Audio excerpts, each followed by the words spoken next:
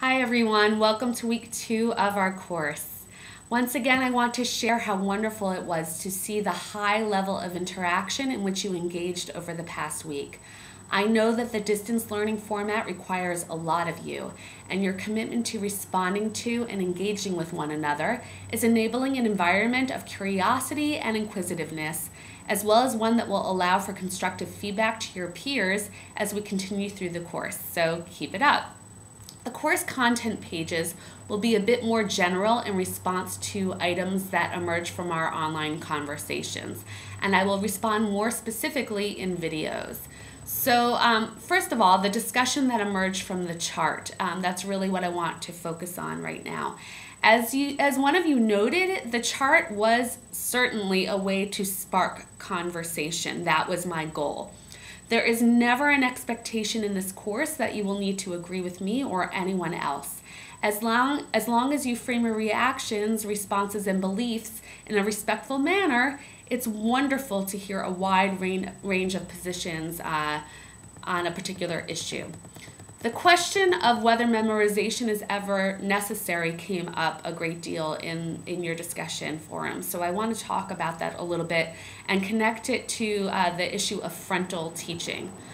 There is certainly a place for memorization in our work and for frontal teaching if that is an element that would be helpful in your teaching environment. The big question that is informing all of our work and that will emerge again and again throughout this course is, and it's a question we ask ourselves always, why am I employing the method that I am employing? We always want to be asking ourselves and reflecting upon that. And that might seem obvious, but a lot of what we do is because we're used to it and we're not as used to examining why we do particular things. So for example, you might ask students to memorize something specific. And I want you to be considering why. What is the deeper reason behind and the rationale for their memorization? If you do that because, you might do it because it's what works for you to memorize and you're good at memorization. But then you want to consider, is it the best thing for your own learners? Do they learn best in that way? Is it because it's an efficient use of your time to have them look at material in advance and memorize it? I would say that's okay as long as you're going to be using what they memorized and taking that learning to a deeper level. And I'll give you an example in a few minutes. We always want to support ourselves in being intentional educators, to select methods that align with our philosophies, values, and goals for teaching. And again, throughout this course, we're going to be very intentional and explicit about why we do what we do. So, for example, with memorization, some of us might feel that students just need to know certain things. Okay, so I want to give you an example. Many times I've taught this course here at JTS where I've had students who are teaching an adult learning course here in New York City, which by and large prepares adults for conversion. So there's a lot that these participants in the course are learning over 22-hour sessions, 20 sessions of 2 hours each. And one of the sessions might be about kashrut.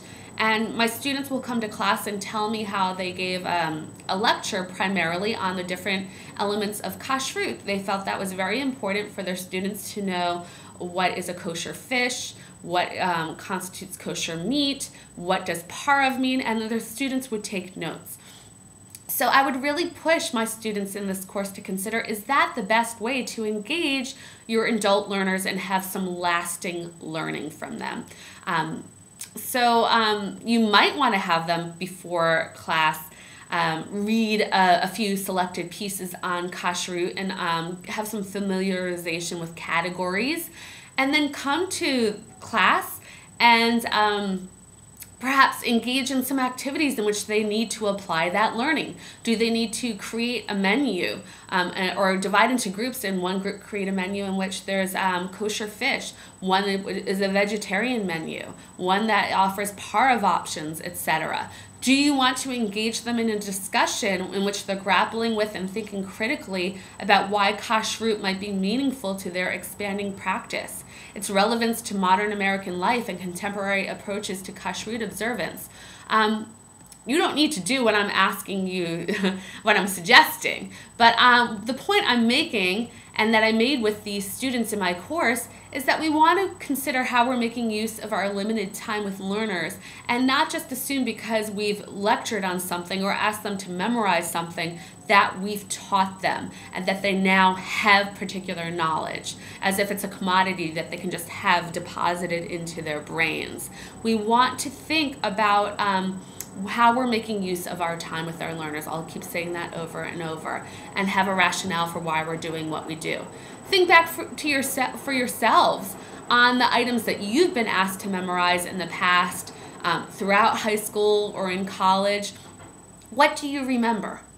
Chances are you remember what you actually needed to apply in a more real life setting, that you had to apply within an activity, not just to memorize for the sake of memorizing.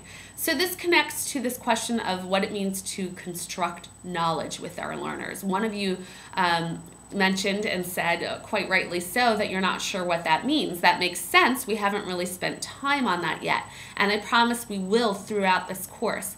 The main idea is that we will be focusing on how, as educators, we can structure, introduce, provide, and facilitate activities and assignments that enable our learners to have deeper understandings and to develop their own meanings of what we are exploring with them. So, for example, last week I could have created a YouTube video in which I talked about and had you take notes on all the different images of teaching that are out there and all the different approaches to teaching.